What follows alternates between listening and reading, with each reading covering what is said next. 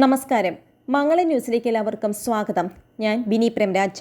അപമര്യാദയായി പെരുമാറിയെന്ന മാധ്യമപ്രവർത്തകയുടെ കേസിൽ സുരേഷ് ഗോപിക്കെതിരെ ഗുരുതര വകുപ്പുകൾ കൂടി ചേർത്ത് പോലീസ്. കുറ്റപത്രം സമർപ്പിക്കുന്നതിനിടയിലാണ് പുതിയൊരു വകുപ്പ് കൂടി അദ്ദേഹത്തിന് മേൽ ചുമത്തിയത്.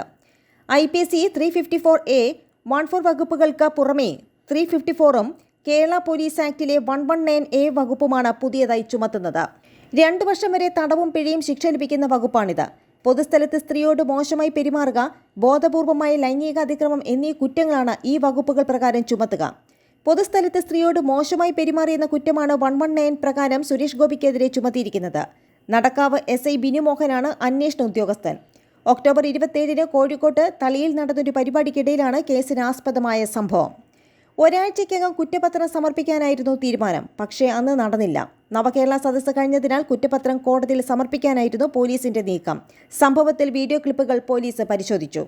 ഒക്ടോബർ 27 നഗരത്തിലെ സ്വകാര്യ ഹോട്ടലിൽ മാധ്യമപ്രവർത്തകരോട് സംസാരിക്കുന്നതിനിടയിൽ മാധ്യമപ്രവർത്തകയുടെ ശരീരത്തിൽ സ്പർശിച്ച സംഭവത്തിൽ നവംബറിൽ സുരേഷ് ഗോപി നടക്കാവ് പോലീസ് സ്റ്റേഷനിൽ ഹാജരായി.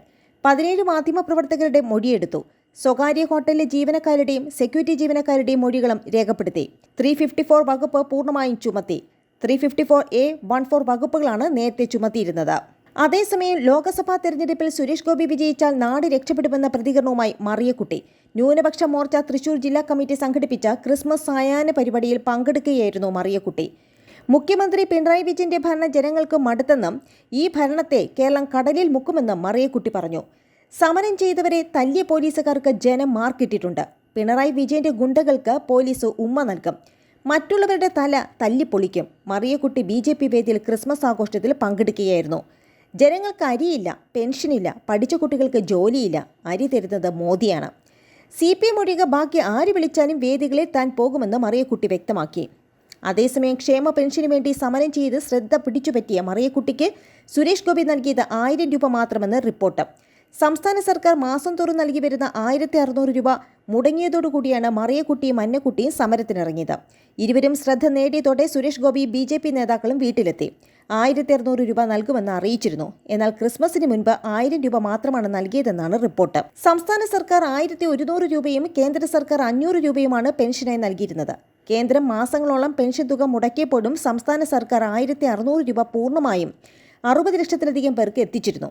എന്നാൽ സാമ്പത്തിക പ്രതിസന്ധി രൂക്ഷമായതോടെ 3 മാസത്തെ പെൻഷൻ ഇപ്പോൾ കൊടുത്തു തീർത്തിട്ടില്ല.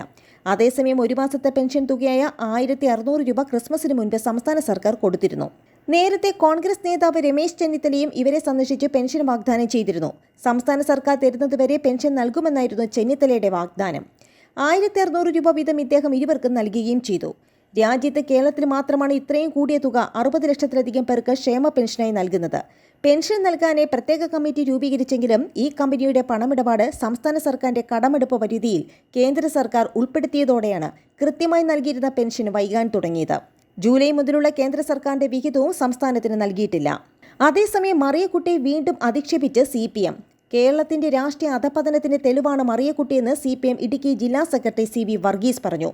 CPM ഒഴിച്ച് മറ്റേത് പാർട്ടികൾ വിളിച്ചാലും അത് തെരഞ്ഞെടുക്കുമെന്ന് മറിയക്കുട്ടി പറഞ്ഞത് മറ്റു പാർട്ടികളുടെ രാഷ്ട്രീയ അധപതനത്തിന്റെ തെളിവാണെന്നും വർഗീസ് പറഞ്ഞു. രാവിലെ മറിയക്കുട്ടി ഒരു പാർട്ടിയുടെ കൂടെയാണ്, ഉച്ചയ്ക്ക് ശേഷം മറ്റൊരു പാർട്ടിയുടെ കൂടെ. മറിയക്കുട്ടിയെ നേരിടുവാനുള്ള ഇച്ഛാശക്തി CPMനുണ്ട്. കുറച്ചെങ്കിലും ഇച്ഛാശക്തി ഉണ്ടായിരുന്നെങ്കിൽ പിണറായി സർക്കാർ നൽകിയ പെൻഷൻ അവർ നിഷേധിക്കണമായിരുന്നു, CV വർഗീസ് പറയുന്നു. CPMനെ ആരും കേസ് കൊടുത്തു പേടിപ്പിക്കാൻ ഉദ്ദേശിക്കേണ്ട എന്നും നിയമപരമായി നേരിടേണ്ട കേസുകൾ അങ്ങനെയും അല്ലാത്തവ രാഷ്ട്രീയപരമായി നേരിടുവാൻ CPMനെ അറിയാമെന്നും അദ്ദേഹം കൂട്ടിച്ചേർത്തു. മറിയക്കുട്ടി തങ്ങൾക്കൊന്നുമല്ലെന്നും CPMന്റെ ചിത്രത്തിൽ അത്തരത്തിൽ ഒരാളോ അയാളുടെ ചിന്ത പോലുമില്ല എന്നുമാണ് CPMന്റെ വാദം. മറിയക്കുട്ടിയുടെ നീക്കങ്ങൾ രാഷ്ട്രീയ പ്രേരിതമാണെന്ന് പറഞ്ഞതിൽ സർക്കാരിനെ കോടതി രൂക്ഷമായി വിമർശിക്കുകയും പെൻഷൻ നൽകാൻ ആവശ്യപ്പെടുകയും ചെയ്തിരുന്നു. അതിനുശേഷം മറിയക്കുട്ടിയെ അതിരൂക്ഷമായി അധിക്ഷേപിച്ചെത്തിയിരിക്കുകയാണ് CPM. അതേസമയം സംസ്ഥാന സർക്കാരിനും CPMനുമെതിരെ വീണ്ടും മറിയക്കുട്ടി രംഗത്ത് വന്നു. സർക്കാർ സ്വന്തക്കാർക്ക് വേണ്ടി എല്ലാം ചെയ്യുന്നുണ്ട് എന്നും എന്തിനും ഏതിനും ബക്കറ്റ് പിരിവുമായി നടക്കുന്നതല്ലാതെ എന്താണ് കമ്മ്യൂണിസ്റ്റ് പാർട്ടി ചെയ്യുന്നതെന്നും മറിയക്കുട്ടി ചോദിച്ചു. മാതൃഭൂമി.comന് നൽകിയ അഭിമുഖത്തിൽ സംസാരിക്കുകയായിരുന്നു അവർ. പെൻഷൻ കുടിശ്ശിക മുടങ്ങിയതിനാലാണ് പ്രതിഷേധിച്ചതെന്നും തനിക്ക് മറ്റ് വരുമാനമില്ല എന്നും മറിയക്കുട്ടി കൂട്ടിച്ചേർത്തു.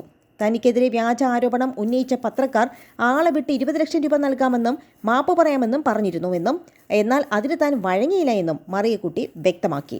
സമരം നടത്തിയതിന് പിന്നിൽ ആവശ്യങ്ങൾ ലഭിക്കണമെന്നത് മാത്രമായിരുന്നുവെന്നും അതിന് ഏതറ്റം വരെയും പോകാൻ തയ്യാറാണ് എന്നും മറിയക്കുട്ടി കൂട്ടിച്ചേർത്തു. തന്റെ പിന്നിൽ എല്ലാ പാർട്ടിക്കാരും ഉണ്ടെന്നും മറിയക്കുട്ടി പറഞ്ഞു. ഈ സർക്കാർ എന്തെങ്കിലും ചെയ്തിട്ടുണ്ടെങ്കിൽ അത് സ്വപ്നയ്ക്കും സരിതയ്ക്കും വേണ്ടി മാത്രമാണ് എന്നും അവർ ആരോപിച്ചു. മാവേലി സ്റ്റോറുകളിൽ സാധനങ്ങളും സർക്കാർ ആശുപത്രികളിൽ മരുന്നുകളുമില്ല.